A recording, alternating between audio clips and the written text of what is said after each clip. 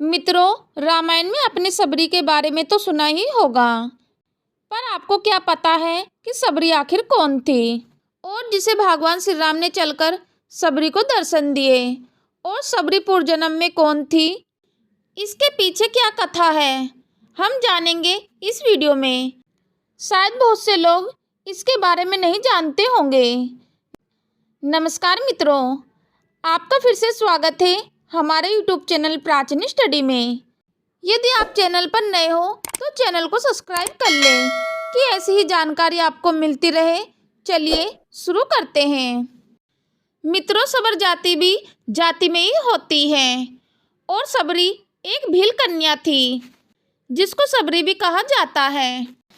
इस वीडियो में हम आपको सबरी की कथा बताएंगे कि किस प्रकार सबरी एक घराने से भाग निकली और ऋषियों की सेवा करते हुए भगवान श्री राम का इंतजार करती रही और किस प्रकार भगवान श्री राम सबरी की कुटिया में आए और सबरी का उद्धार किया।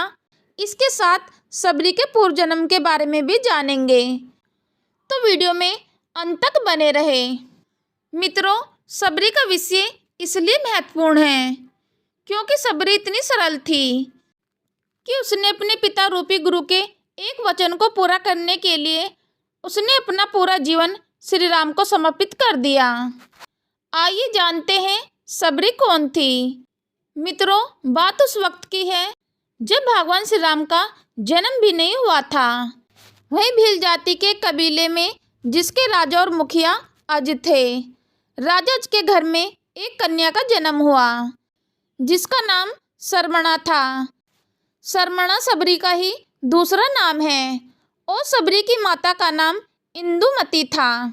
सबरी की जाति सबर थी।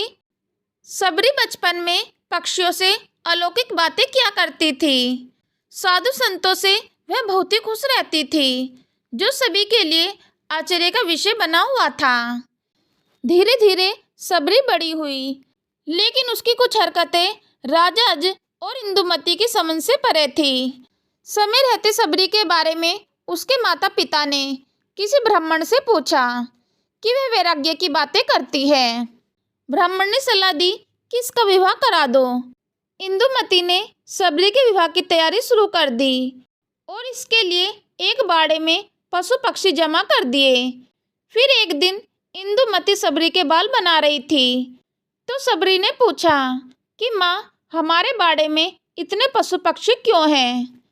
तब इंदुमती बताती हैं, यह तुम्हारे विवाह की दावत के लिए है।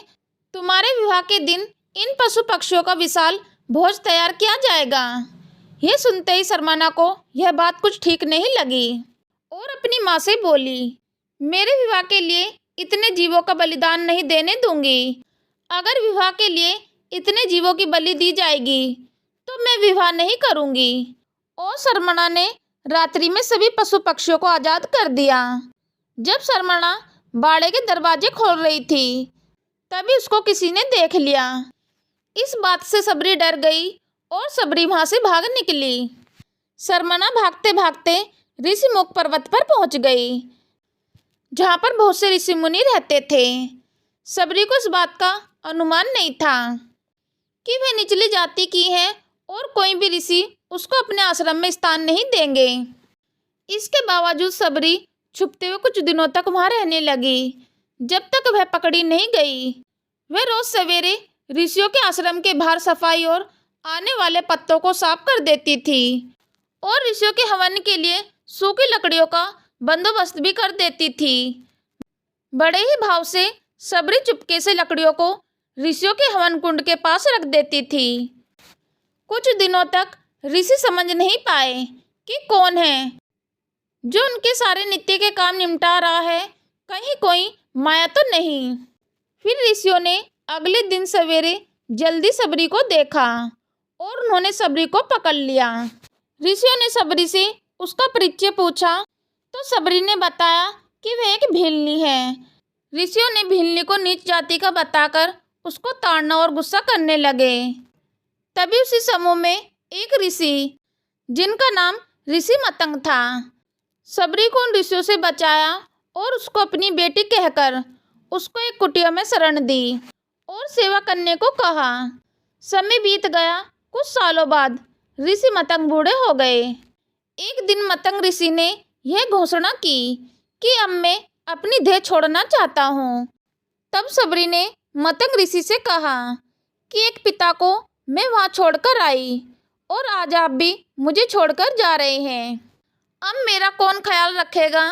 मतंग ऋषि ने कहा, बेटी तुम्हारा ख्याल अब श्री राम रखेंगे। सबरी सरलता से कहती है, राम कौन है बाबा, और मैं उन्हें कहाँ ढूंढूंगी? ऋषि ने कहा, बेटी तुम्हें उनको खोजने की जरूरत नहीं है, वह सभी तुम्हारी कुटिया पर चलकर आएंगे। सबरी ने मतंग ऋषि के इस वचन को पकड़ लिया कि राम आएंगे, बस इंतजार करने लगी। सबरी रोज भगवान के लिए फूल बिछाकर रखती, उनके लिए फल तोड़कर लाती और पूरे दिन भगवान श्री राम का इंतजार करती। इंतजार करते करते सबरी बूढ़ी हो गई, लेकिन अब तक श्री राम नहीं आए। फिर एक दिन वह घड़ी आ गई जब सबरी के वर्षों का इंतजार खत्म होने वाला था। सबरी ने फूल बिछाकर रखे थे और आते जाते लोगों को मना कर रही थी कि इन फूलों पर मेरे भगवान चलेंगे। सबरी श्री राम के लिए रोज बेर तोड़कर लाती थी, यह निश्चित करने के लिए बेर मीठे या खट्टे। सबरी रोज बेरों को चक्कर रख देती।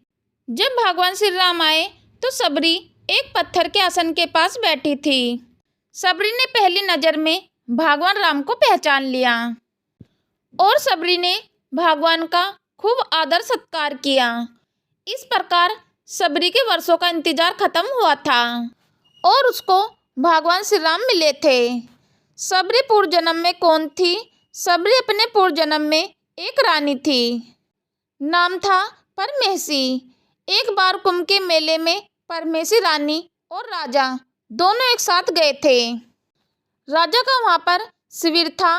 रानी को एक दिन अपनी खिड़की से ऋषियों का समूह दिखाई दिया जो कि हवन कर रहे थे और मंत्रों का उच्चारण कर रहे थे। रानी परमेसी का मन भी उन ऋषियों के बीच में बैठने का कर रहा था। रानी ने राजा से आज्ञा मांगी, लेकिन राजा ने कहा कि आप रानी हैं, इस तरह आपको शोभा नहीं देता, आप उन ऋषियों के बीच में नहीं जा सकती। परमेसी रानी अपने कक्ष में जाकर रोने लगी। रात्रि को परमेसी रानी अपने कक्ष से निकलकर त्रिवेणी तट पर गई। वहाँ गंगा माँ से याचना करने लगी, अगर मुझे दूसरा जन्म मिले तो मुझे रूपवान और रानी मत बनाना, ऊंचे घरानों में जन्म मत देना, अब आप में समाना चाहती हूँ। बस इतना कहकर परमेसी रानी अपने प्राण त्याग देती है और जल समाधि ले लेती है। इसी कारण अगले जन्म में सबरी रूपवान नहीं थी और न ही कोई राजघराने में पैदा हुई। मित्रों, यह थी सबरी की कहानी जो हमें सिखाती है कि सब्र का फल हमेशा मीठा होता है। आपको यह वीडियो अच्छा लगा हो तो वीडियो को लाइक करें और चैनल को सब्सक्राइब करें। चलो तो मित्रों, मिलते हैं फिर नेक्स्ट वीडियो में नए ज्ञान के साथ। हम लेते हैं आपसे विदा। धन्यवाद।